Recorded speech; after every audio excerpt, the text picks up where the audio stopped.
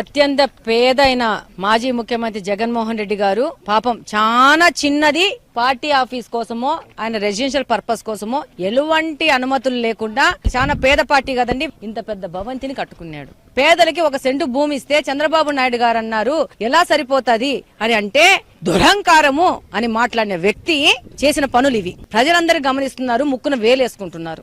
ఏ విధమైన అనుమతులు లేకుండా రాష్ట్రం మొత్తం అక్రమ నిర్మాణాలు చేపట్టినాడు. చరిత్రలో నిలిచిపోతాడు మాజీ ముఖ్యమంత్రి జగన్మోహన్ రెడ్డి గారు. పేదోళ్లు చిన్న రేకు షెడ్ వేసుకుంటే పర్మిషన్ లేకుండా వాళ్ళ రేకు షెడ్లు కూల్చడానికి అధికారులు ఎంత ఉత్సాహంగా వెళ్తారంటే బెదిరించడానికి, బ్లాక్ మెయిల్ చేయడానికి. ఈ రోజు ఇంత పెద్ద నిర్మాణాన్ని వాళ్ళ కళ్ళకు కనపట్టలేదా? నేను ఆ రోజు 2 సంవత్సరాల క్రితంగా అన్ని అనుమతులుండి నేను కట్టుకుంటే నా కాంపౌండ్ వాళ్ళు వచ్చి కూల్చినారు. మళ్ళీ వాళ్ళే వచ్చి నా కాంపౌండ్ వాళ్ళు కొట్టాడు కరెక్ట్ గా ఉందని చెప్పేసి. మా లాంటి వాళ్ళు అంటే నేను కూడా ప్రతి ఒక్క ఇక్కడ ఉన్న అందరితో సమానంగా ఉన్న ఒక కడప నియోజకవర్గంలో పౌరులుగా మాట్లాడుతున్నాను. ఇలాంటి అవినీతి పరులైన పార్టీకి సంబంధించిన వ్యక్తులకి, ముఖ్యమంత్రులకి ఏ విధమైన రూల్స్ వర్తించవా అనేది నా ప్రశ్న.